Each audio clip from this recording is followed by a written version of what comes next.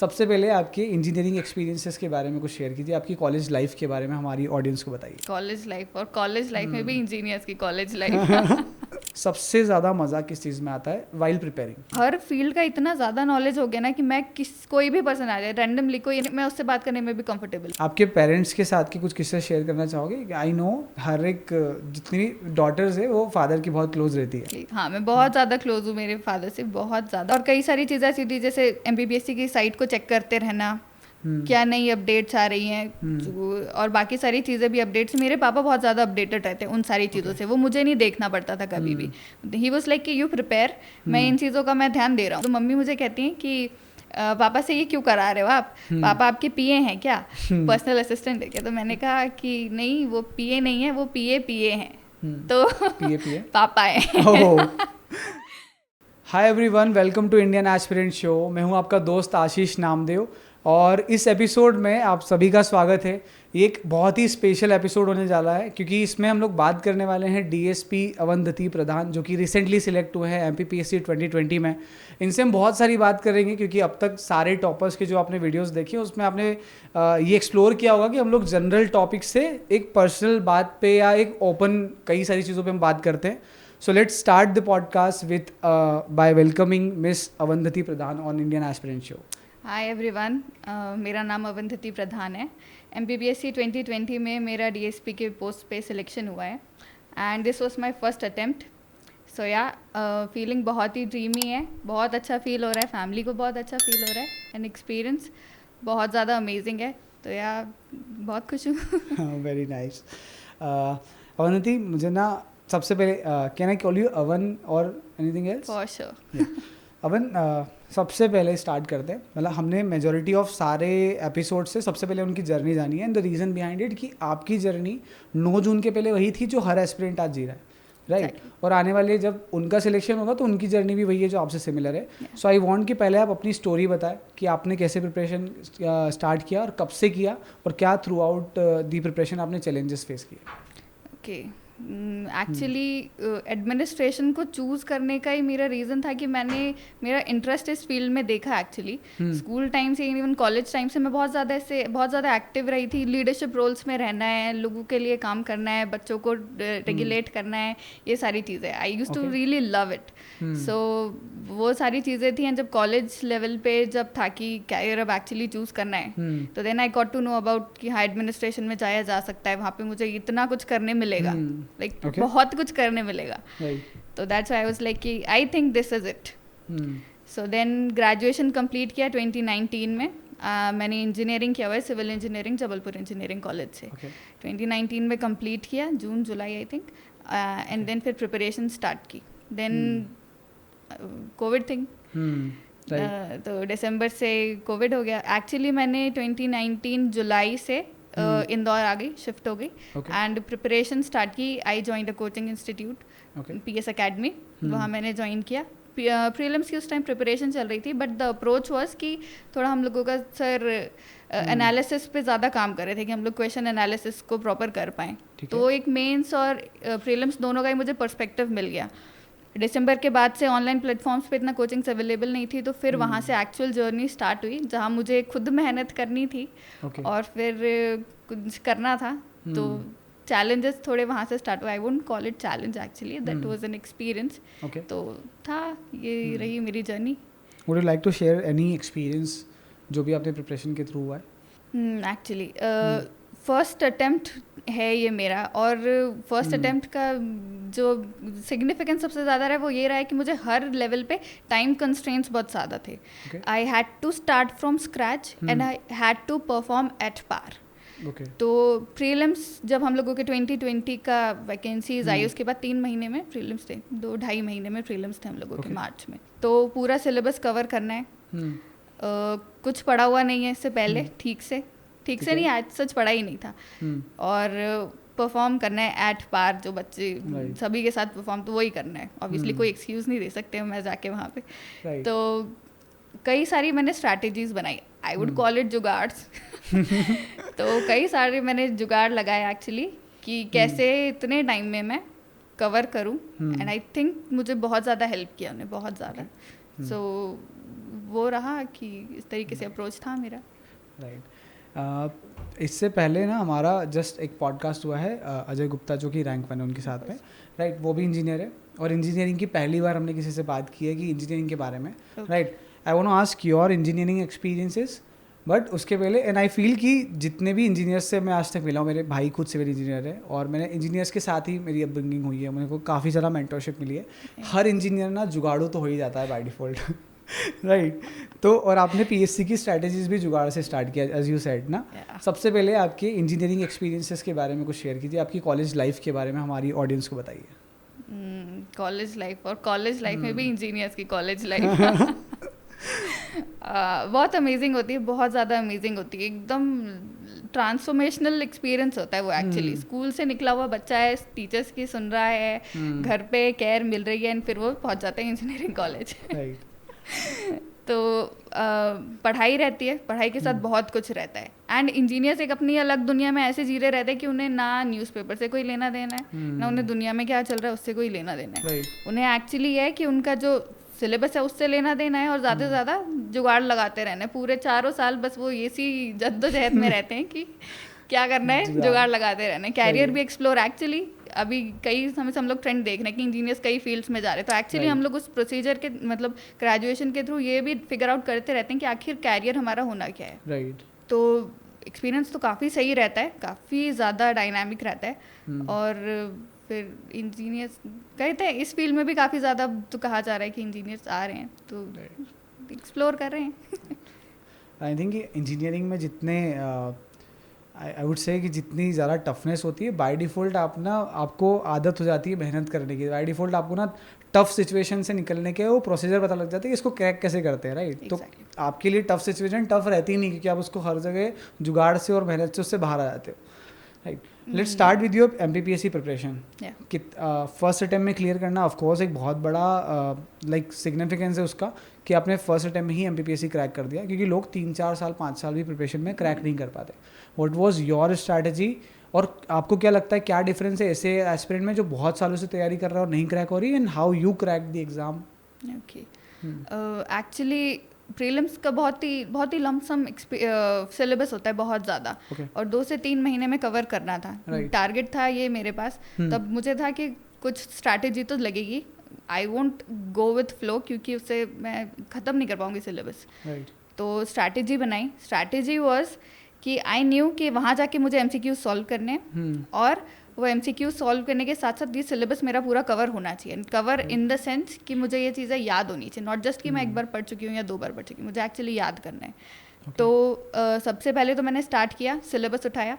1 हफ्ते तक सिलेबस को बहुत ज़्यादा पढ़ा, ठीक है, पूरा की पूरा समझने की कोशिश की सिलेबस को, एंड देन क्वेश्चन पेपर्स उठाए, लास्ट ईयर के क्वेश्चन पेपर्स। वो एक बहुत ज़्यादा वो गाइडिंग लाइट होनी चाहिए, आई बिलीव। अब क्योंकि मैं क्लियर कर चुकी हूँ तो मुझे लग रहा है कि that was a guiding light for me also, और सबके लिए होनी चाहिए एक्चुअली। सिलेबस से आपको ये पता चलता है कि एक्चुअली आपका स्टडी मटेरियल क्या होना चाहिए, राइट। ओके, अगर हम लोग एक बुक स्टोर पे जा रहे हैं और हम लोगों को सिलेक्ट करना है कि इन बुक्स में से मुझे कौन सी बुक लेनी है, तो मैं क्या करूँगी, मैं जो पर्सनली बता रही हूँ वो मैं ये कहूँगी, मैं कोई एक टॉपिक को खोलूँगी जो मैं पढ़ चुकी रही हूँ, और उसका वो एरिया मुझे पता होगा कि ये इसका नैरो एरिया है। अगर इस डेप्थ तक इन लोगों ने इस टॉपिक को भी कवर किया है, मतलब ये बुक का कंटेंट अच्छा है, राइट। तो ये चीज़ मैं इस्तेमाल करती थी जब मैं मेरा मटेरियल सिलेक्ट करती थी, और मैं एक सब्जेक्ट के लिए या एक टॉपिक के लिए एक पर्टिकुलर मटेरियल सिलेक्ट कर लेती थी, एंड उसके अलावा फिर मैं एक का दूसरा भी मटेरियल नहीं होता था, मैं सप्लीमेंट नहीं करती कभी। तो वो मटेरियल एकदम पर्टिकुलर रही मैं कि एक टॉपिक के लिए पर्टिकुलर एक मटेरियल। क्वेश्चन पेपर्स हम लोगों का जो क्वेश्चन पूछने का पर्सपेक्टिव जो है हम लोगों के एग्ज़ाम का, वो हम लोगों के लिए बहुत ज़्यादा क्लियर कर देता है। क्योंकि अगर मैं एक कंटेंट को पढ़ रही हूँ तो मैं पढ़ रही हूँ, एक प्रोफेसर पढ़ सकता है, एक पीएचडी करने वाला इंसान पढ़ सकता है, एक स्कूल का स्टूडेंट पढ़ सकता है, लेकिन 4-5 का पर्सपेक्टिव बहुत ज़्यादा अलग होगा उसको पढ़ने का, उससे वो क्या मीनिंग निकाल रहे वो भी चीज़ काफ़ी ज़्यादा अलग होगी। तो क्वेश्चन पेपर से ये पता चल जाता है हम लोगों को कि हमारा पीएससी क्या चाह रहा है, कि हम लोगों का क्या पर्सपेक्टिव होना चाहिए हमारे कंटेंट को पढ़ने का, क्या चीज़ हम लोगों को एक्चुअली इसको पढ़ के डेवलप करनी है अपने अंदर। तो क्वेश्चन पेपर्स एंड सिलेबस, ये चीज़ों से हम लोग अगर ये चीज़ निकाल पाए तो हम लोगों का वहाँ का काम तो कंप्लीट हो गया। एंड देन बात आ गई थी अब कि मैं जो पढ़ रही हूँ उसको रिविजन करना है। तो जो स्ट्रैटेजी ये थी कि मैंने एक ईयर डायरी मेंटेन की। एक ईयर डायरी में मैं ये करती थी कि जैसे आज के दिन में, आज से मैं प्रिपरेशन स्टार्ट कर रही हूँ, आज के दिन में मैंने जो टॉपिक्स पढ़े, जैसे इमरजेंसी प्रोविजन मैंने पढ़ा तो वो पढ़ चुकी हूँ मैं, अब मैं वो उस डायरी के उस डेट पे, आज की डेट पे इमरजेंसी प्रोविजंस लिख दूंगी। ऐसे करके मैंने जितनी चीज़ें पढ़ी वो टॉपिक्स बस लिख दूंगी कि ये सब्जेक्ट के मैंने ये टॉपिक्स पढ़े।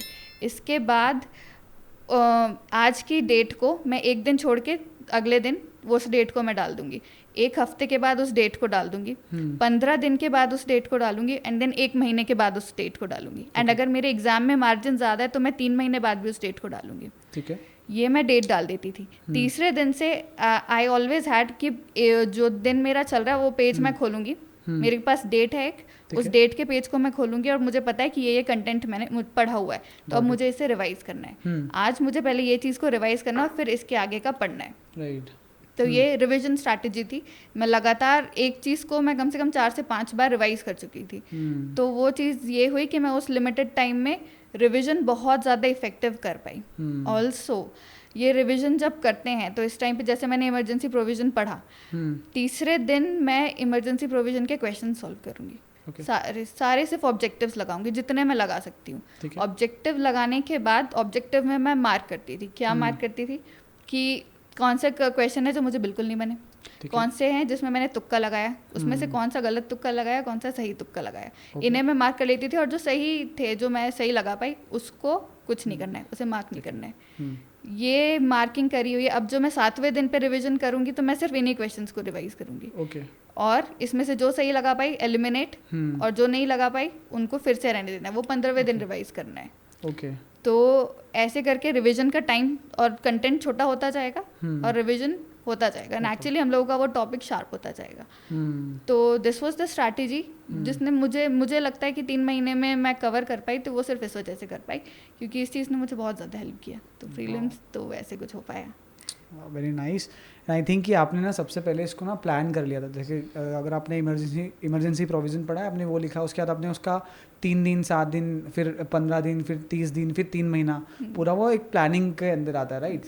और हमारे रिसेंट पॉडकास्ट में when I was discussing with Purva, और तब भी हमने ये बात किया था कि यार planning, execution and then evaluation, है ना। तो अब सबसे पहले आपको प्लान करना होता है कि यार ये मैंने पढ़ा, इसको हमको इतना टाइम रिवीजन करना है। फिर आपका है एक्शन, कि उसको पढ़ लिया और उसका टाइमली जो आपने लिखा है उसको आपको एज इट इज़ फॉलो भी करना है, राइट। वो बहुत ज़रूरी है।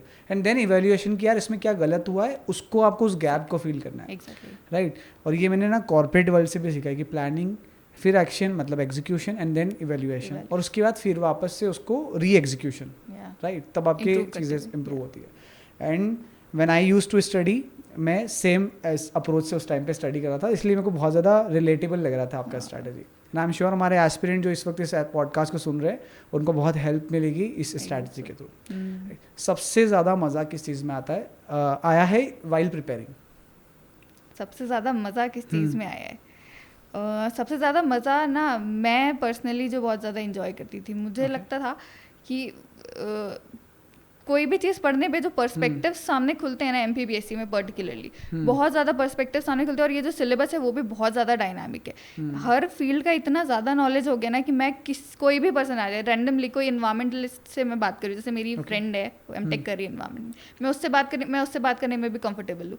इतना ज़्यादा हम लोगों को एक्सपोजर मिल जाता है ना ये सिलेबस को कम्प्लीट करने के बाद कि ऐसा लगता है कि ठीक है, हम लोगों को अब हर फील्ड का आइडिया, इन जनरल तो हम किसी से भी कंफर्टेबली बात कर सकते हैं। तो ये बहुत ही ज़्यादा एक एडवांटेजेस, अगर सक्सेस ना भी मिले तो भी जो ये ग्रूम कर देता है ना प्रिपेयर करने वाले एस्पिरेंट को, वो तो लाइफ टाइम उसके साथ रहता है। और बहुत थोड़ा सोसाइटी से थोड़ा सा आप इम्प्रूव हो जाते हैं आपकी नोइंग्स के वजह से, अपलिफ्ट हो जाते हैं। Exactly, right.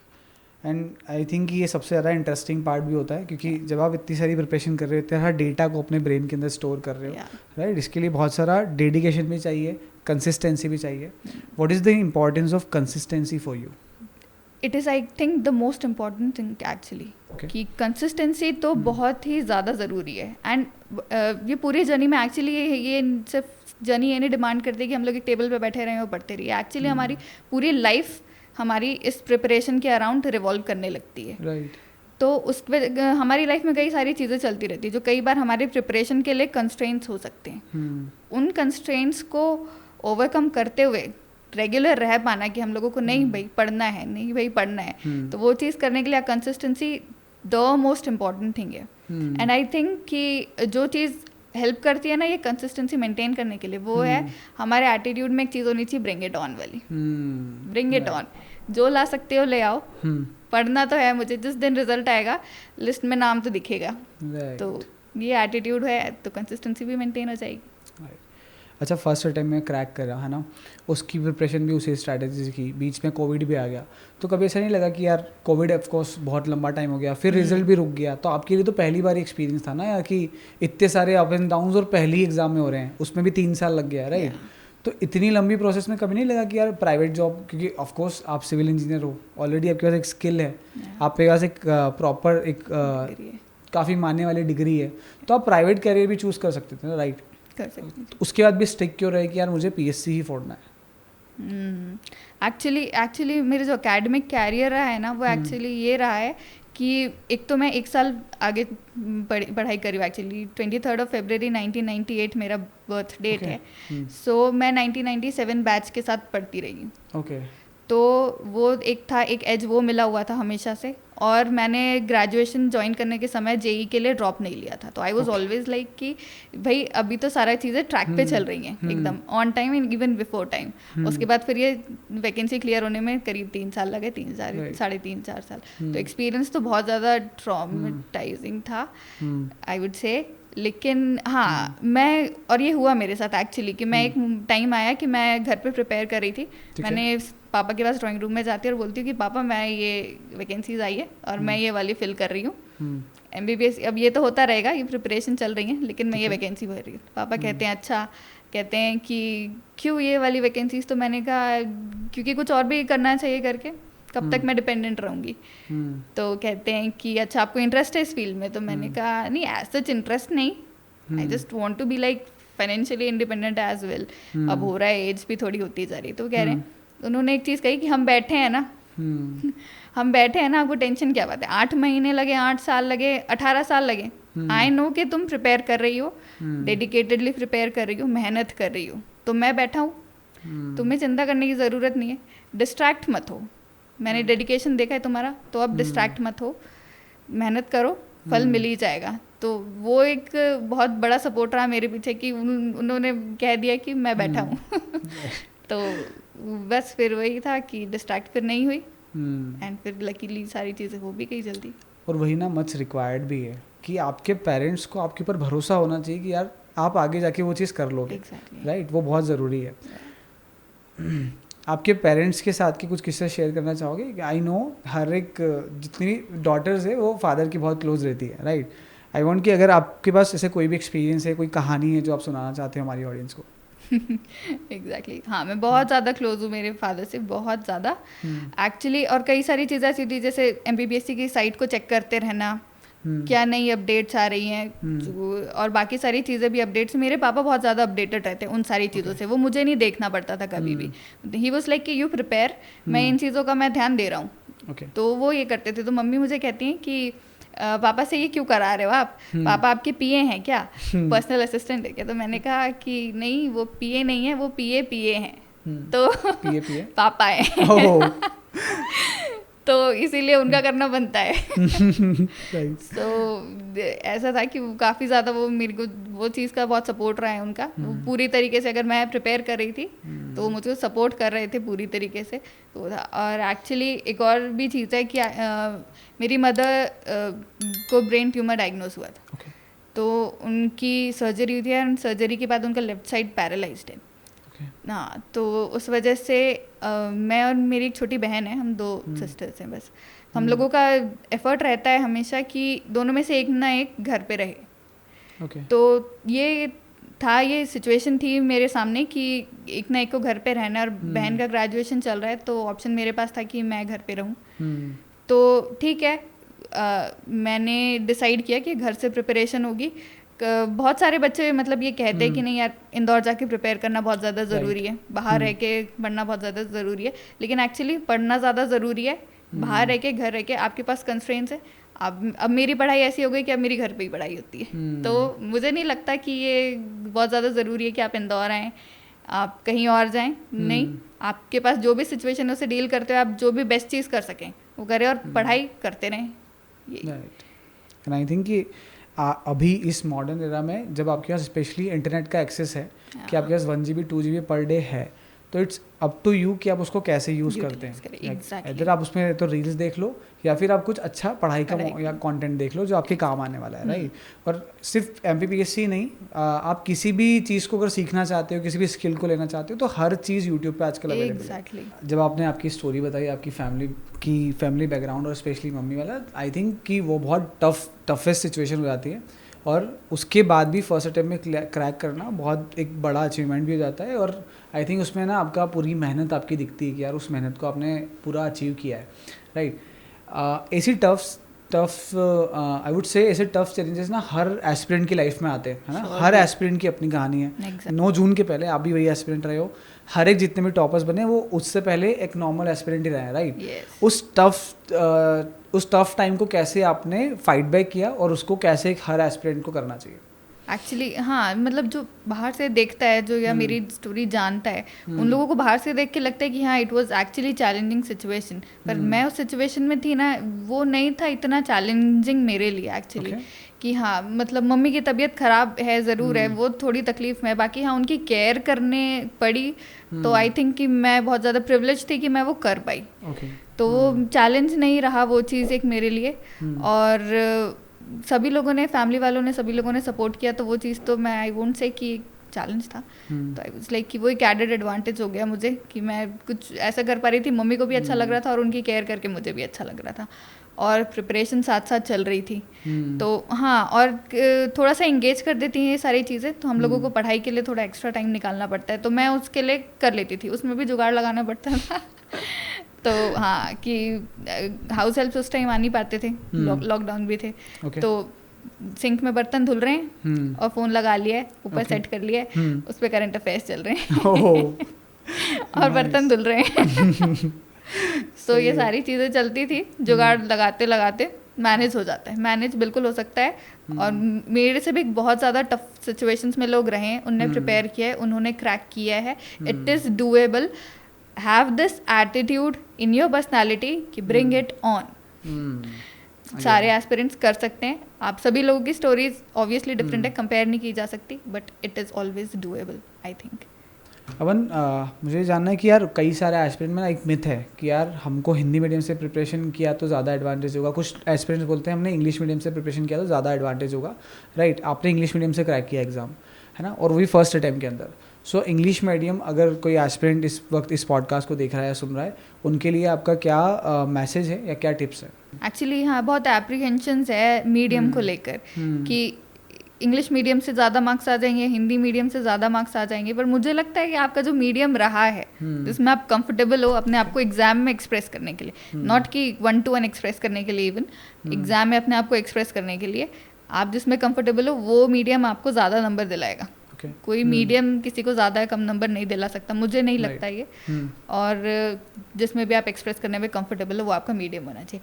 इंग्लिश मीडियम के लिए थोड़ा सा चैलेंज ये हो जाता है कि मटेरियल थोड़ा नहीं मिल पाता है, right. But when you are preparing for MPPSC तो आपको ये चीज़ दिमाग में एकदम क्लियर रखनी है कि आपको हिंदी आनी चाहिए। आप जब काम भी कर रहे रहोगे तो आपको एक्चुअली आप इंग्लिश को इस्तेमाल नहीं कर रहे रहोगे, ऑब्वियसली आपको हिंदी की टर्मिनोलॉजीज और बाकी सारी चीज़ें लोगों से डील करने के लिए Hindi would be the medium of your communication during your service as well. तो ये होना चाहिए कि आप मटेरियल जब सेलेक्ट करें, मुझे पर्टिकुलरली मध्य प्रदेश का जो मटेरियल रहता है ना वो हिंदी का बहुत ज़्यादा अच्छा है। तो आपका इंग्लिश मीडियम है तो भी आप हिंदी का उसको पढ़िए, समझिए, ट्रांसलेशंस करना आप सीख जाएंगे थोड़े टाइम में। It is a matter of 1 or 2 weeks I guess. आप इसके बाद कंफर्टेबल हो जाते हो तो इंग्लिश का जो मटेरियल मिल पाता है ठीक है, नहीं मिल पाता है हिंदी का अच्छा मटेरियल उठाइए, ट्रांसलेट करिए और पढ़िए। तो मीडियम के लिए तो मुझे लगता है इसके अलावा कोई और कंस्ट्रेंट्स है नहीं, इतने में मीडियम वाला इशू ठीक हो जाता है। Right. What's your future plans now for the preparation कि now you are selected as an DSP 2019 का आई थिंक आने वाला आपका मेंस भी है, राइट। और are you looking forward to prepare for UPSC, और क्या प्लानिंग्स है आपकी फ्यूचर की? जब रिजल्ट आया ना सब लोग बहुत ज़्यादा खुश थे, बट आई वाज लाइक कि यार डीसी के लिए नहीं हुआ। तो ठीक है, डीएसपी के लिए हुआ है। ठीक है। तो थोड़ा सा डीसी वाला एक वो तो चैन की सांस मैं ना ले नहीं पाई हूँ अभी तक, रिजल्ट आ गया उसके बाद भी, तो वो चैन की सांस अभी बाकी है। उसके लिए प्रिपरेशन ये है कि 2021 का मेंस के लिए मैं प्रिपेयर कर रही हूँ। 21 का मेंस के लिए प्रिपेयर कर रही हूँ। अभी 2020 में मेरा डीसी के लिए फर्स्ट वेटिंग है। तो अभी स्कोप है थोड़ा कि 2019 में डीसी अगर जाते हैं 2020 के, तो एक भी जाता है तो मुझे डीसी मिल जाएगा। तो वहाँ से चैन की सांस आ सकती है शायद, या तो फिर 21 तो कंफर्म मान लो आप डीसी हो। क्योंकि बहुत सारे ऐसे टॉप रैंकर्स हैं जिनका 2019 में भी वापस से इंटरव्यू। बहुत ज़्यादा पोटेंशियल वाले लोग ऑब्वियसली हैं, इसलिए मुझे बहुत ज़्यादा होप भी है, but I have time in hand actually ना, तो इसीलिए मैं प्रिपेयर तो कर ही रही हूँ। बाकी होप मुझे उन लोगों से बहुत ज़्यादा है कि मुझे शायद वो मेहनत नहीं करने देंगे। उन लोगों ने इतनी मेहनत कर ली है कि मेरी मेहनत अब ज़रूरत नहीं पड़ेगी उसकी। तो इसलिए चेन की सांस ले लो अब तो आप। प्री की स्ट्रैटेजी पे हमने अभी थोड़ी देर पहले बात किया है। आई वांट मेंस की स्पेसिफिक स्ट्रैटेजी के ऊपर हम बात करते हैं, तो let's start with this strategy. Actually सबसे पहले तो क्वेश्चन पेपर्स बहुत ज़्यादा ब्राउज कर लेने चाहिए। ये समझ में आ जाना चाहिए कि क्या पूछना चाह रहा है एमपीपीएससी हम लोगों से। वो एक बार हम लोगों को पता चल जाए तो हम कंटेंट को जब पढ़ते हैं तो उसमें ही हम लोगों का पर्सपेक्टिव बन जाता है कि हम लोग ये कंटेंट को किस नज़रिए से देखें। ठीक है, ये हम लोगों का अगर नज़रिया क्लियर हो गया है तो उसके बाद है कि हम लोगों को 4 से 5 तरीके के बेसिक क्वेश्चंस होते हैं, जैसे क्रिटिकली एनालाइज या फिर what is the importance of this thing, इस तरीके की चीज़ें। तो अगर क्रिटिकली एनालाइज कहाँ है तो मेरे पास एक स्ट्रक्चर पहले से होना चाहिए कि क्रिटिकली एनालाइज में मुझे पॉजिटिव एस्पेक्ट्स नेगेटिव एस्पेक्ट्स दोनों बात करनी है, कंक्लूजन देना है, वे फॉरवर्ड्स देने हैं। ठीक है, ये मेरा स्ट्रक्चर। तो ऐसे मुझे जो इन जनरल क्वेश्चंस हैं उनका स्ट्रक्चर मेरे पास पहले से तैयार होना चाहिए। ठीक है, ये स्ट्रक्चर मेरा तैयार है तो आप मुझसे जो भी क्वेश्चन पूछो, मुझे जस्ट उसके कंटेंट को इस स्ट्रक्चर में फिट करना है और आंसर लिख देना है। एंड ये चीज़ें बहुत ऑटोमेटिक हो जाती हैं। हम स्टार्ट करते हैं प्रिपरेशन, उसके बाद जो हम लोगों का मेंस में जो करना रहता है ना कि क्वेश्चन पढ़ना है और आंसर लिखना है, तो वो ऑटोमेटिक हो जाता है। उसमें फिर आपको वो थिंकिंग वाले जो टाइम है ना वो नहीं लगता है। तो ये आप इस चीज़ का यूज टू होना ही मेंस क्रैक करने का आई थिंक कोड है। तो अगर ये आप कर पाएँ, और ये प्रैक्टिस से हो जाता है, आई थिंक प्रैक्टिस से हो जाता है। आप क्वेश्चन पेपर पढ़िए, रोज़ लिखिए, मेहनत करने से बिल्कुल मत कतराइए। एक बार भी अगर आपको क्वेश्चन मिल रहा है और आपको लग रहा है कि नहीं यार आंसर लिखने का मन नहीं कर रहा है अभी, या इसका मैं आंसर लिख पाऊंगा, तब तो ज़रूर आंसर लिखिए। क्योंकि आपके उसमें आ रहा है कि अब यार ये तो हो जाएगा, लीनियंट हो रहे हैं, तो उस टाइम पे तो पक्का वो वाली मेहनत कर लो। तो इसीलिए वो मेहनत से नहीं कतराओ, आंसर लिखते रहो। तो और अपने स्ट्रक्चर्स थोड़े से पहले से बना के रखो, हेल्प करते हैं सारी चीज़ें। और मेंस में आई थिंक कि आंसर राइटिंग प्रैक्टिस का बहुत बड़ा रोल है फॉर क्रैकिंग इट। मुझे ये भी जानना है कि जब आप फर्स्ट अटेम्प्ट होता है ना, तो आपको अंदर बहुत ज़्यादा हेजिटेशन होता है कि यार एक तो बैक टू बैक एग्जाम्स होती है, हाथ दर्द करने लग जाते हैं एग्ज़ाम लिखते लिखते, राइट, और उसके ऊपर से हेजिटेशन और बहुत सारे ऐसे फ्लॉज रहते हैं, स्पेशली जब एग्ज़ाम बहुत डिले हो के हुई है, राइट। वो हेजिटेशन को कैसे डील किया और कैसे करना चाहिए? बहुत ही ज़्यादा अच्छा क्वेश्चन है और बहुत ज़्यादा इंपॉर्टेंट क्वेश्चन है। एंड आई थिंक कि मैं सही इंसान हूँ पूछने के लिए, क्योंकि मुझे बहुत ज़्यादा एंजाइटी होती है, मतलब हद से ज़्यादा। तो मेंस जब हुआ 6 दिन लगातार पेपर होते हैं, और मेरा ये चीज़ है कि मैं एग्ज़ाम के लिए जब एक दिन पहले होता है, इतनी ज़्यादा एंजाइटी होती है कि मुझे नींद नहीं आती। तो मुझे नींद नहीं आती, सो नहीं पाती हूँ। और 6 दिन, अब मेंस प्रीलिम्स तो एक दिन में हो जाता है, लेकिन 6 दिन लगातार मेंस चलने हैं, तो आप 6 दिन लगातार बिना सोए नहीं निकाल सकते। अभी आपको सोना ज़रूरी है, पर नींद नहीं आ रही है। तो बहुत डिफ़िकल्ट सिचुएशन हो जाती है वो। तो इसके लिए जो मैंने सोचा कि क्या किया जा सकता है वो ये है कि जब टेस्ट सीरीज़ लगाते हैं ना, तो उस टाइम पे मैंने वो स्ट्रेस डेवलप करने की कोशिश करी कि यार स्ट्रेस डेवलप हो रहा है, अगले दिन एग्ज़ाम देना है, नींद नहीं आ रही है। फिर मुझे समझ में आया कि मैं मेरे बेड को उसी जगह पे रखती हूँ और सोती हूँ, तो मुझे नींद नहीं आती है। अगर मैं मेरे बेड का पोजीशन चेंज करती हूँ तो मुझे नींद आ जाती है। तो मेरा सिंगल रूम है, मैं मेरे बेड को थोड़ा सा शिफ्ट कर लेती थी और फिर सोती थी, तो मुझे 4 घंटे करीब की नींद आ जाती थी और फिर नहीं नींद लगती थी। तो ये 4 घंटे की नींद मेरी पूरे 6 दिन चली है, नहीं सो पाई। बट लकीली एग्ज़ाम के टाइम पे सुबह उठती थी तो फ्रेश रहती थी, एग्ज़ाम से पहले फ्रेशनेस रहती थी, ड्यूरिंग एग्ज़ाम एकदम एक्टिव रहता था दिमाग, उसके बाद फिर आ जाता था वो चीज़ कि यार थोड़ी नींद आ रही है, लेकिन नींद लगती नहीं थी। नींद आती थी लेकिन लग नहीं पा रही थी। पर ये चीज़ है कि मैं थोड़ा मैनेज कर पाई उसको, कि मैंने थोड़ा सा उसका प्रैक्टिस कर लिया। तो आप अपना तोड़ निकालिए, आपके पास जो भी एंजाइटी होती है ना, तो उसका आप कुछ ना कुछ कर सकते हैं। तो वो आप अपनी जो टेस्ट सीरीजेस वगैरह होते हैं, ये सारी चीज़ होती है, उसमें आप एक्सपीरियंस करके देख लीजिए, और आप अपने आप को कैसे काम कर पाते हैं वो आप वहाँ से पता कर लीजिए और वो करें। तो मेरा तो बहुत वियर्ड था काम करने का, उसको अपने आप को काम करने का तरीका। आप अपना ढूंढ लीजिए और उसको करिए, क्योंकि 6 दिन ना बहुत डिफिकल्ट है, बहुत डिफिकल्ट है वो। और फर्स्ट टाइम था मेरा, तो वो एंजाइटी का लेवल तो बहुत ऊपर था। और एंजाइटी में भी ना यार, आई हैव ऑब्जर्व्ड कि मेरी बहुत सारी फीमेल फ्रेंड्स हैं जो प्रिपरेशन कर रही है, स्पेशली अगर मैं उनकी बात करूँ तो ऑलमोस्ट कई सारे ऐसे, स्पेशली फीमेल्स के अंदर बता रहा हूँ, एंजाइटी का इशू ना बहुत कॉमन हो जाता है, राइट। और उससे डील करना भी बहुत टफ हो जाता है, स्पेशली जब आपको एक किसी मेंटोर की या किसी न किसी की ज़रूरत लगती है जो आपको उस पर ट्रेन करे, उसको आपको उससे बाहर निकाले। ये तो बहुत बहुत इंटरेस्टिंग पॉइंट है ये एक्चुअली। मुझे भी प्रिपरेशन के दौरान ये फील हुआ, और फिर मैंने उसको इम्प्लीमेंट भी किया, कि आपको एक ना इमोशनल आउटलेट चाहिए रहता है, एक पर्सन के रूप में, एक emotional outlet. And I think ये सिर्फ एस्पिरेंट्स के लिए नहीं, ये हर व्यक्ति की लाइफ में एक ऐसा इमोशनल आउटलेट होना चाहिए कि उसके सामने क्या करना है, कि जब आप बहुत ज़्यादा फ्रस्ट्रेट हो जाते हो ना, बहुत ज़्यादा, तो बस वो इंसान को कॉल लगाना है, उसको सब कुछ बोल देना है, सब कुछ बोल देना है, रो लेना है, गा लेना है, चिल्ला लेना है, सब कुछ कर लेना है। एंड उस पर्सन का काम है कि उसको सिर्फ सुनना है, सिर्फ सुनना, उसको ना ओपिनियन दे रहा है, ना क्रिटिसाइज करना है, ना जज करना है, कुछ नहीं करना है। वो आपका इमोशनल आउटलेट है। I luckily had my cousin sister Puja di, तो मैं उन्हें कॉल लगा लेती थी, और मैं उन्हें बहुत ज़्यादा चिल्ला विल्ला लेती थी, ऐसा वैसा करके बहुत सारी चीज़ें चिल्ला लेती थी, और मैं शांत हो जाती थी उसके बाद। सिचुएशन कुछ नहीं सुधरेगी, लेकिन आप काम हो जाते हो। तो आई थिंक कि हर एस्पिरेंट के पास और इवन हर पर्सन के पास ये एक इमोशनल आउटलेट होना चाहिए। मैं किसी का इमोशनल आउटलेट नहीं हूँ अभी तक, पर I would love to be one किसी के लिए, क्योंकि वो बहुत इंपॉर्टेंट पर्सन है कोई भी सिचुएशन हैंडल करने के लिए। Nice. Let's talk about your interview strategy, क्योंकि आई फील कि इंटरव्यू भी एक चैलेंज होता है, बट जैसे कि आपने सिविल इंजीनियरिंग किया है, तो आपका कॉन्फिडेंस कंपैरेटिवली जो एस्पिरेंट फ्रेश सिर्फ सिविल सर्विस पे फोकस कर रहा है उसके कंपैरेटिवली आपका थोड़ा कॉन्फिडेंस ज़्यादा होगा, क्योंकि आपके एक्सपीरियंसेस आप इंजीनियरिंग में उतना सीख जाते हो, राइट। इंटरव्यू स्ट्रैटेजी के बारे में बताइए। इंटरव्यू स्ट्रैटेजी के लिए एक्चुअली प्लेसमेंट के इंटरव्यूज़ मैंने दिए हुए थे कॉलेज लेवल पे। उस टाइम पे हम लोगों का इंजीनियर्स के जो इंटरव्यूज़ होते हैं ना, वो क्या होते हैं, काफ़ी ज़्यादा इंटरैक्टिव होते हैं ना, आपको कई सारी चीज़ें अपनी समझानी पड़ती है। तो दिस गोज़ ऑन, बहुत ज़्यादा वो अपनी बॉडी लैंग्वेज से एक्सप्रेस कर रहे रहते हैं। एंड बीबीएससी में आपको जब बैठना है तो ये बैठना है। तो मेरा जो है ना, वो बहुत ज़्यादा है कि मेरा हेड नॉडिंग बहुत ज़्यादा होता है, एंड ये कई बार पॉइंट आउट किया गया जब मैंने मॉक इंटरव्यूज़ दिए, तो वो कंट्रोल करना मेरे लिए मुश्किल था। ठीक है।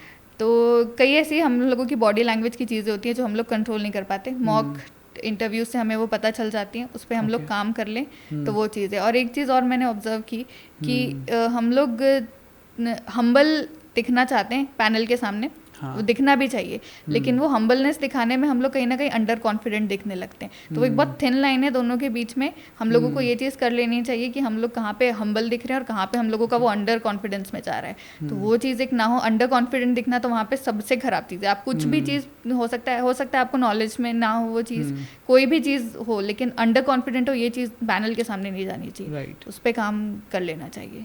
उस पर काम कैसे किया जाता है? अगर कोई ऐसा एस्पिरेंट सुन रहा है जिसने अब तक प्रॉपरली इंटरव्यूज़ की तैयारी नहीं की है, तो कॉन्फिडेंस के ऊपर काम कैसे किया जाता है? कॉन्फिडेंस के लिए एक्चुअली ना, जो इंटरनल कॉन्फिडेंस है ना, वो थोड़ा इस चीज़ से भी आ जाना चाहिए आपको कि आपने प्रीलिम्स निकाल लिया है, आपने मेंस निकाल लिया है। okay. तो ऑन एन एवरेज तो आप बेटर हो। तो ये आप इंटरनली अपने आप को ये तो समझो कि नहीं, आई डिज़र्व दिस सीट जहाँ पे मैं बैठ के इंटरव्यू दे रही हूँ। ये टाइम इतने एक्सपीरियंस लोगों को 15-20 मिनट मुझे इंगेज करने के लिए इंगेज कर पा रही हूँ मैं, तो मैं डिज़र्व कर रही हूँ यहाँ पे। तो ये एक फीलिंग आपके अंदर होनी चाहिए कि आई डिज़र्व दिस, तो कॉन्फिडेंस वहाँ से आ जाएगा। ओवर कॉन्फिडेंस में खैर नहीं जाने देना चाहिए, वो भी एक चीज़ है, बैलेंस करना है। बट या you deserve to be there. Right, let's come to our signature questions, है ना। हमारे इस एपिसोड पे हमारे इस शो में 2 सिग्नेचर क्वेश्चंस है, ठीक है। दोनों का एक पर्पस भी है, I let you know. Signature question में मैं डीएसपी के बारे में बात नहीं करूँगा, क्योंकि आई नो कि आप चैन की सांस लेने वाले हो डेप्यूटी कलेक्टर बन के, राइट। सो फर्स्ट क्वेश्चन कि जिस दिन आप अपनी ट्रेनिंग कंप्लीट करके जिस दिन आपका पहला दिन होगा कि आज आप ऑफिस जाने वाले हो, अपनी उसी गाड़ी में जिस गाड़ी के लिए आपने इतनी सारी मेहनत किया है, जब आप पहली बार अपने ऑफिस का गेट ओपन करोगे, उस चेयर पे बैठोगे जिस चेयर के लिए आपने इतनी सारी एक लंबी जर्नी ट्रेवल की है, वहाँ पे बैठ के आप क्या ऐसे चेंजेस है जो सोसाइटी के अंदर लाने वाले हो या लाने के बारे में सोचते हो? एक्चुअली बहुत ही रीसेंट एक्सपीरियंसेस हुए हैं मुझे अभी। एक्चुअली मैं रनिंग के लिए जाती हूँ सुबह सुबह, ठीक है, रनिंग के लिए जाती हूँ। उस टाइम पे एक दो इंसिडेंट्स ऐसे हुए जो मुझे थोड़े अनकंफर्टेबल कर दिए, और मुझे ऐसा लगा कि ये ऐसे इंसिडेंट्स हैं जो ना रिपोर्ट किए जा सकते हैं, ना इसके लिए लॉज हैं, इसका कुछ किया नहीं जा सकता, लेकिन ये बस उस पर्सन को डिस्करेज कर देते हैं कि वो घर से बाहर निकले। ये लड़कियों के साथ भी हो सकता है, ये लड़कों के साथ भी हो सकता है, ये किसी सीनियर सिटीजन के साथ हो सकता है, किसी लेडी के साथ हो सकता है, किसी मैन के साथ हो सकता है, किसी के भी साथ हो सकता है। और कोई भी ऐसा इंसिडेंट जो उसको अपन जो भी वो करना चाह रहे हैं, जिसके लिए वो बाहर निकला, उसको अनकंफर्टेबल कर देता है। लेकिन ये हम लोग लॉज में ये इतना ज़्यादा सिग्निफिकेंट नहीं है कि इसके लिए कुछ किया जा सके सिस्टम में। तो बस वो जो एक नैरो एरिया छूट जा रहा है ना, जो लोगों को डिस्करेज कर रहा है बाहर निकल के करने के लिए कुछ भी, उस चीज़ पे मैं काम करना चाहूँगी। That would be my focus area, कि मैं हम जिस भी एरिया में मैं काम कर रही हूँ वहाँ पे सोसाइटी में मैं इतना कंड्यूसिव एनवायरनमेंट बना दूँ कि कोई व्यक्ति को घर से बाहर कदम रखने में, चाहे वो कोई भी हो तो घर से बाहर कदम रखने में और उसके बाद जो भी वो करना चाह रहा है वो करने में हेजिटेशन ना हो, और वो इतना ज़्यादा कंफर्टेबल हो कि मैं एडमिनिस्ट्रेशन मेरे पास है, मेरे ऑफिसर्स मेरे साथ हैं, मैं गलत नहीं कर रहा हूँ तो मेरे साथ गलत हो नहीं सकता। तो ये होगा कि मेरा अप्रोच कि मैं इस चीज़ पे काम कर पाऊँ। एंड आई थिंक ये बहुत सेंसिटिव इशू भी है और बहुत ज़्यादा ऐसा इशू है जिसके ऊपर काम किया जाना चाहिए। इस पर बहुत ज़्यादा काम करने की अभी ज़रूरत है। Let's come to our second signature question. ठीक है, सेकंड सिग्नेचर क्वेश्चन इज़ कि आपने जो अपनी प्रिपरेशन किया, जब से आपने स्टार्ट किया तब से लेके सिलेक्ट होने तक में, आई एम श्योर आपने MPPSC को बहुत अच्छे से समझा है। दैट्स द रीज़न आप उसको क्रैक कर पाए हो, right. MPPSC as an organisation, आपका कुछ भी ऐसा फीडबैक है कि यार ये चीज़ ना, इसको अगर इस तरीके से किया होता ना अगर ऑर्गेनाइजेशन ने, तो मुझे और ज़्यादा हेल्प मिलती, या जो और एस्पिरेंट प्रिपेयर कर रहे हैं उनको बहुत ज़्यादा हेल्प मिल जाती PSC की तैयारी और अच्छे से करने में, राइट।